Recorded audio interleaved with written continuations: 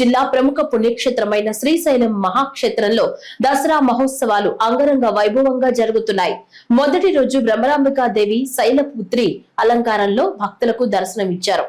ముందుగా అమ్మవారి ఆలయ ప్రాంగణంలో ఏర్పాటు చేసిన ప్రత్యేక వేదికపై శైలపుత్రి అలంకారంలో ఉన్న అమ్మవారికి పలు రకాల పూలతో అలంకరించి బిల్వాదళాలతో శాస్త్రోక్తంగా అర్చకులు, వేద పండితులు వేద మంత్రాలతో మంగళ వాయిద్యాల నడుమ సుగంధ ద్రవ్యాలతో ధూపదీప నైవేద్యాలతో పూజించి మంగళ హారతులిచ్చారు.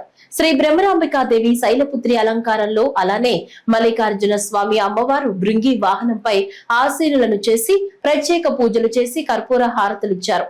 అనంతరం వైభవంగా గ్రామోత్సవానికి బయలుదేరగా ఉత్సవమూర్తుల ముందు కోలాటాలు, చెక్క భజనలు, కేరళ నృత్యాలు, వాయిద్యాలు, గిరిజనుల నృత్యాలు, వివిధ రకాల గిరిజన నృత్యాలు, వివిధ రకాల విన్యాసాలు భక్తులను ఎంతగానో ఆకట్టుకున్నాయి.